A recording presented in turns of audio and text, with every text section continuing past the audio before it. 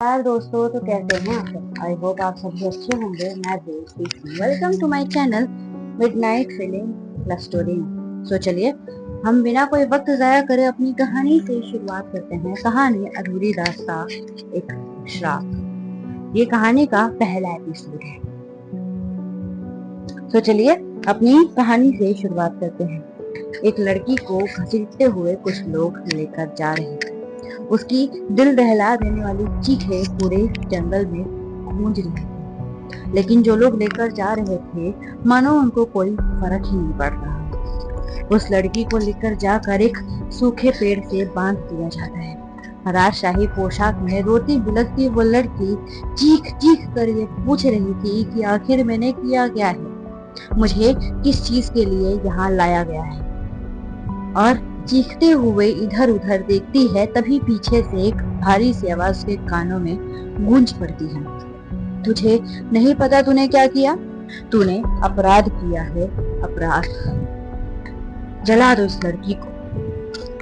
और इतना कहकर उसको उस पेड़ को आग लगा दी जाती है। आग के लपटों में जलती हुई वो लड़की चीखते हुए कहती है, सांझ मैं वापस आऊंगी, हमारी दास्तां अभी अधूरी है। सांझ मैं वापस आऊंगी। और इतना कहकर वो उठ जाती है। वो नींद से उठ जाती है। कमरे में एसी फुल था, लेकिन उसके माथे पे इस तरीके से वो पूरे पसीने में लथपथ थी मानो वो आग की भट्टी में बैठी हुई थी अब तक। तभी उसके कमरे में एक बुजुर्ग महिला आती है, जिनका नाम लाजवंती देवी है। चेहरे से उनके एक राजशाही रौनक झलकती है। वो आती ही उसके सर पे हाथ फेरते हुए कहती है, पूर्वी बेटा तुम उठ गई? और ये क्या, तुमने फिर वही सपना देखा? पूर्वी राजपूत, जो कि 23 वर्ष की एक बहुत ही साहसी लड़की है, जिसको अपनी जिंदगी अपने शर्तों पे जीना पसंद है। और पूर्वी इतनी खूबसूरत है कि कह नहीं सकते गाइस, वो बला की खूबसूरत है। तभी पूर्वी देखती है कि उसकी दादी परेशान हो रही है, तो अपनी दादी को शांत करने के लिए, रिलैक्स करने के लिए बोलती है, चिल बेब, ये तो सपने हैं, ये हकीकत थोड़ी। और इतना कहकर उसकी दादी बोलती है, ठीक है बच्चा, और हम सब आपका नाश्ते के टेबल पर वेट कर रहे हैं। और इतना कहकर उसकी दादी चली जाती है। और तभी पूर्वी भी फटाक से उठती है और अपना फ्रेश होने के लिए चली जाती है। शावर के नीचे खड़ी पूर्वी बार बार उसी सपने के बारे में सोच रही थी। तभी उसके डोर पे नॉक होता है, तो एक सर्वेंट की आवाज आती है, मैडम प्रिंसेस, आपका राजा साहब ने नाश्ते के टेबल पर आपकी आवाज लगाई है, आपको बुलाया है। तो जैसे ही पूर्वी ये सुनती है तो फटाफट फ्रेश होकर वो सीढ़ियों से उतर कर नीचे आ ही रही थी, तभी ऊपर आते हुए रिमझिम सहाय से टकरा जाती है। बता दे, रिमझिम सहाय जो कि एक बहुत ही बड़े बिजनेसमैन की बेटी है, और वो बिजनेसमैन और कोई नहीं, पूर्वी के डैड यानी कि राजा साहब के बहुत ही अच्छे दोस्त हैं। अंशुमन सहाय की बेटी है, एक तरफ से कह सकते हैं। और रिमझिम की अंदाज थोड़े से मस्ती खोर वाले हैं, जो कि बहुत ही चंचल स्वभाव और बहुत ही खुश मिजाजी है, पसंद में आती है। तभी बिना देखे ही पूर्वी झल्लाते हुए कहती है, देख के नहीं चल सकते क्या? तभी थोड़ी सी चिढ़ते हुए रिमझिम कहती है, देख कर तो आप नहीं चलती मैडम साहिबा, और हमें चिल्ला रही है, अब चलिए हम कॉलेज के लिए लेट हो रहे हैं। तो जैसे ही पूर्वी देखती है रिमझिम को, तो बोलती, अरे तू कब आई? तभी रिमझिम कहती है, 15 मिनट से वेट कर रही हूँ, लेकिन मैडम साहिबा की सुबह ही नहीं होती, अब चलिए। तभी पूर्वी कहती है, हाँ चल, लेट हो रहे हैं। और इतना बात करते करते ये दोनों ही आ जाते हैं नाश्ते के टेबल पे सबको गुड मॉर्निंग ऑल बोलकर पूर्वी राजा साहब के पास जाकर गले लगा देती है। राजा साहब पूर्वी के डैड सूर्यदेव राजपूत, जो कि बिजनेस एम्पायर के बहुत ही बड़े मालिक और साथ ही साथ कालीगढ़ के राजा भी हैं। स्वभाव से बड़े ही स्ट्रिक्ट मिजाजी पर्सन हैं और पूर्वी से बहुत प्यार करते हैं। अपनी बेटी से वो बहुत ही लगाव है उनका। तभी पूर्वी उनको हक करते हुए साइड में जाकर चेयर पर बैठ जाती है। तभी राजा साहब टेबल पर एक अनाउंसमेंट करते हैं। चंद्रदेव का कॉल आया था। सूर्यदेव की शादी तय हो चुकी है, शौर्य की शादी तय हो चुकी है। तो जैसे ही ये पूर्वी सुनती है तो बोलती है, व्हाट, सूर्य भाई से शादी कर रहे हैं? सीरियसली? वाह, मजा आएगा।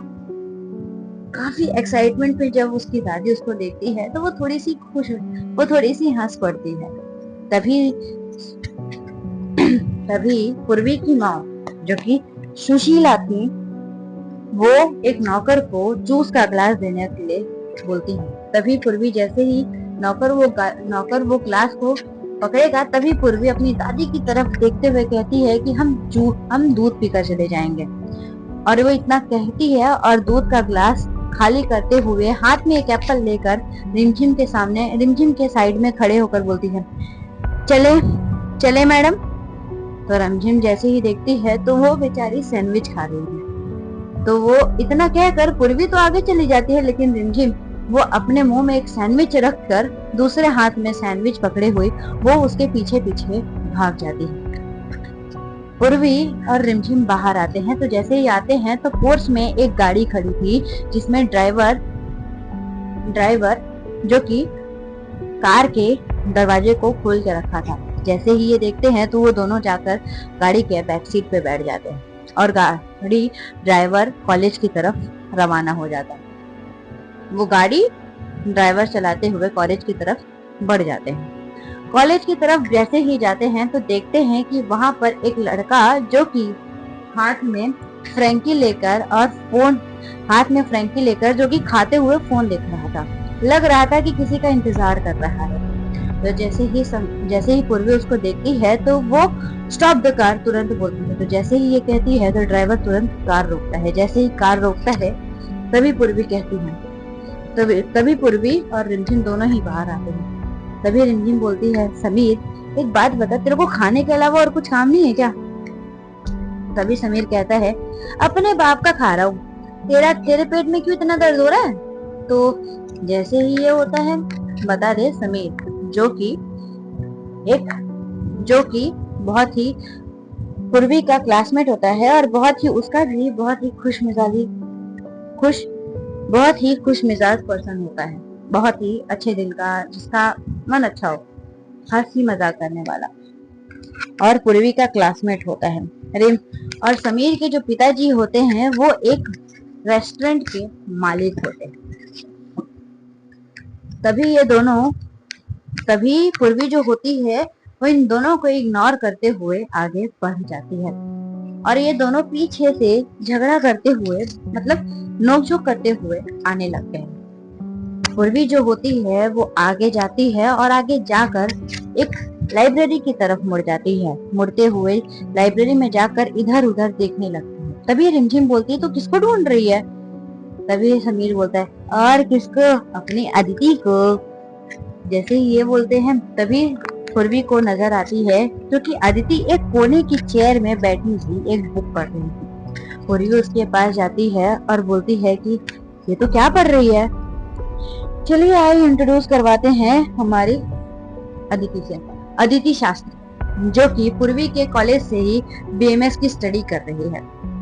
स्वभाव से थोड़ी सी इंट्रोवर्ट टाइप, बहुत ही कम से काम रखने वाली और पूर्वी की शुभचिंतक और बहुत ही क्लोज फ्रेंड है पूर्वी की। तो जैसे ही पूर्वी को वो हाथ दिखाती है तो पूर्वी चुप हो जाती है और उसके सामने रखी हुई चेयर पर बैठ जाती है। लेकिन पीछे समीर और रिमझिम दोनों ही जाकर उस बुक में झांकने लगते हैं। जैसे ही झांकते हैं तभी समीर बोल पड़ता है, अरे तो ये सब कब से पढ़ने लग गई? तभी जैसे ही ये सुनती है अदिति तो बोल पड़ती है, शट अप गाइस, कभी तो मैच्योर हो जाओ। और इतना बोलकर वो अदिति की तरफ देखती है तो दीदी बोलती है कि सेम पॉइंट, तो ये कब से पढ़ने लग गई? तो ये सब कब से पढ़ने लग गई? तभी अदिति बोलती है कि अरे वो मैं बोर हो रही थी और मुझे कुछ इंटरेस्टिंग पढ़ना था, सो मुझे पूरे लाइब्रेरी में ये बुक इंटरेस्टिंग लगी, so I am reading this book. तो पूर्वी बोलती है ओके। पूर्वी भी बिना ज्यादा कुछ माइंड किए उस ओके बोलकर वो उससे बात करने लगती है। पास में रखी हुई चेयर्स को रिमझिम और समीर लेकर वहां पे वो भी बैठ जाते हैं। तभी पूर्वी अदिति की तरफ देखते हुए कहती है, तुझे पता है चंद्र काका सा का कॉल आया था। तो अदिति बोलती ओके। तो पूर्वी कहती है कि शौर्य भाई से शादी कर रहे हैं। तो अदिति बोलती कि क्या सच में? तो बोलती हाँ, एंड मैं तो सोच रही हूँ कि हम सभी एक हफ्ते पहले चले जाए वहां पर, बहुत मजा आएगा। मैं सोच रही हूँ ना एक हफ्ते पहले चली जाऊँ वहां पर, सॉरी एक हफ्ते पहले ही चली जाऊँ, बहुत मजा आएगा वहां पर। तो जैसे ही ये बोलते हैं तो समीर बोलता है कि अच्छा अकेले अकेले जाना है। तो समीर की बातों को इग्नोर करते हुए रिमझिम कहती है क्यों ना हम सभी साथ में चलें, वैसे भी बहुत दिनों हो गए आउटिंग भी नहीं की है एंड मजा भी बहुत आएगा। और वैसे भी अदिति तेरे बाबा भी तो वहीं पे रहते, तू अपने बाबा से भी मिल लेगी, यार प्लीज मना मत करना। तभी अदिति उसकी तरफ देखती है, पूर्वी भी अदिति की तरफ देख रही थी। तो अदिति बोलती है कि ओके गाइस ओके, और इतना ओके बाबा ओके, और इतना बोलकर वो सभी वहां से बात करने लगते हैं। तभी समीर कहता है अरे इसी बात पे चलो हम लोग सब लोग मेरे रेस्टोरेंट में चलते हैं, वैसे भी आज कोई लेक्चर वेक्चर है नहीं। तो जैसे ये होता है तो ये सभी लोग वहां से निकल जाते हैं और ये लोग सीधा जाते हैं समीर के रेस्टोरेंट, समीर के डैड के रेस्टोरेंट में, और वहां पर जाकर अपने कॉफी ऑर्डर करते हैं और कॉफी को एंजॉय करने लगते हैं। काफी टाइम तक बातचीत करने के बाद, थोड़ी देर बाद, काफी टाइम बाद यहाँ पर पूर्वी अदिति को कहती है कि चल हम लोग चलते हैं, और वैसे भी तू भी चल, तुझे हॉस्टल छोड़ते हुए हम लोग चले जाएंगे। तो अदिति भी बोलती है कि ठीक है, और इतना कहकर वो दोनों खड़े हो जाते हैं। खड़े होते ही ये दोनों ही एक साथ कह पड़ते हैं मैडम आपका हो गया हो तो हम चले। तो जैसे ये कहती है तो रिमझिम जो कि समीर से झगड़ा करने में काफी व्यस्त थी, उसका ध्यान इन दोनों के ऊपर आ जाता है और वो बोलती है कि हाँ हाँ बिल्कुल, मैं तो कब से कह रही थी, तुम ही लोग कुछ नहीं बोल रहे थे। और इतना कहते हुए वो अपने बैग को उठाकर कार की तरफ बढ़ जाती है। समीर कुछ बोलता नहीं है, लेकिन रिमझिम अदिति थोड़ी सी लाइट सी स्माइल पास करते हुए ये दोनों भी पीछे उसके हो लेते हैं। कार में बैठे ये तीनों कार में बेहद ही सन्नाटा था। पूर्वी जो कि बाहर ग्लास के बाहर देख रही थी, कार के ग्लास के बाहर देख रही थी और बहुत ही गहरी सोच में वो बार बार उस सपने के बारे में सोच रही थी। आखिर इस सपने में क्या है, क्यों ये बार बार उसको सपना हर बार आता।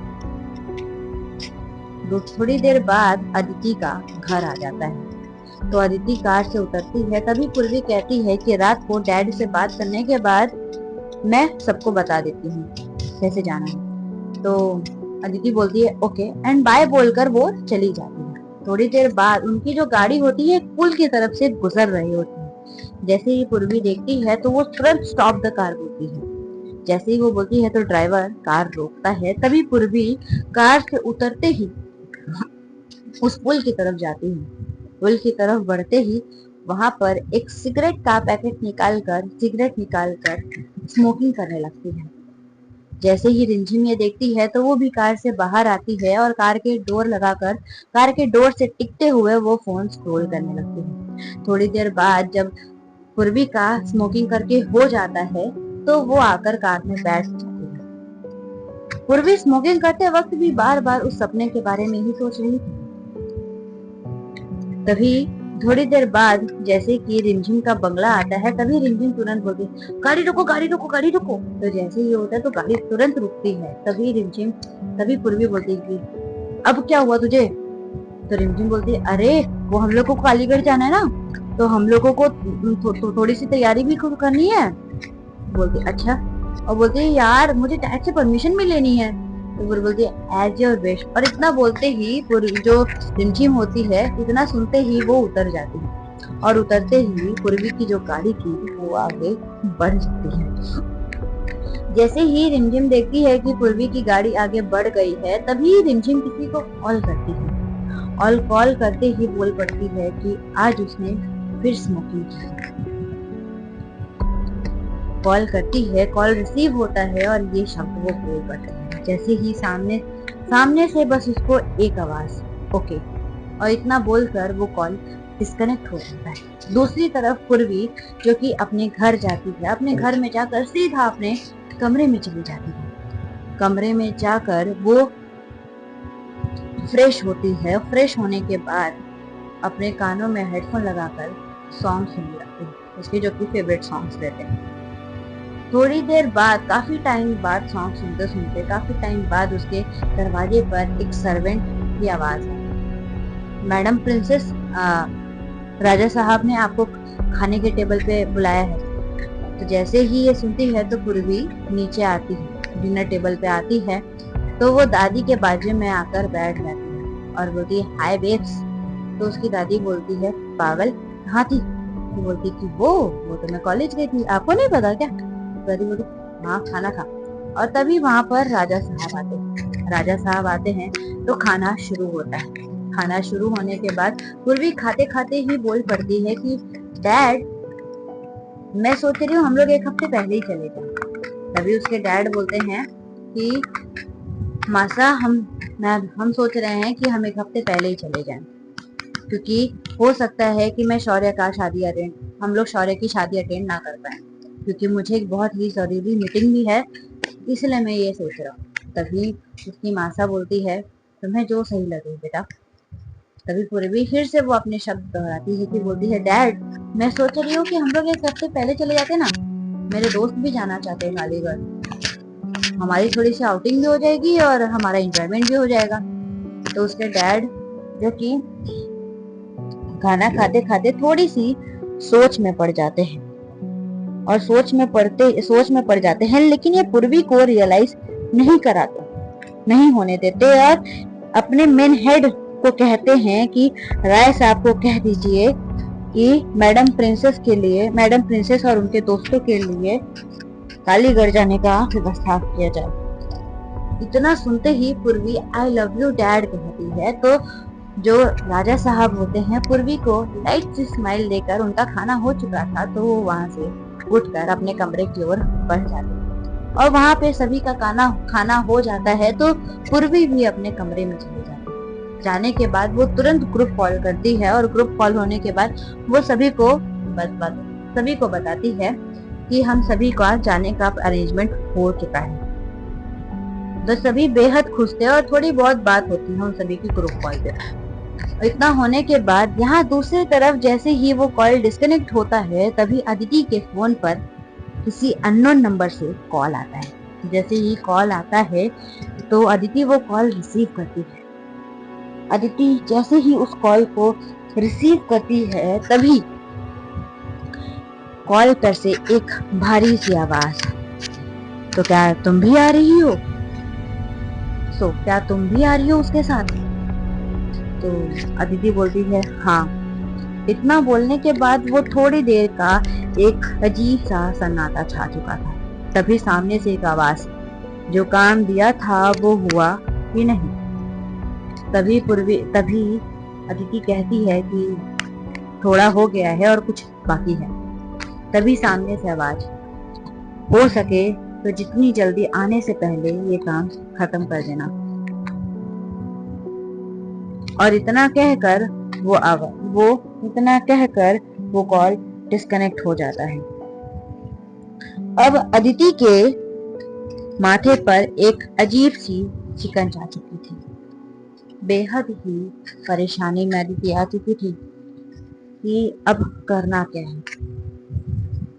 सो गाइस, ये कहानी को आज के लिए हम यहीं पर समाप्त करने हैं, पूर्ण विराम लगाते हैं और जानेंगे नेक्स्ट पार्ट में कि होता क्या है, किस चीज के बारे में बात हुई थी। तब तक के लिए अब हम चलते हैं। अलविदा दोस्तों, एंड आई होप आप सभी को ये कहानी अच्छी लगी रहेगी। Take care and bye bye.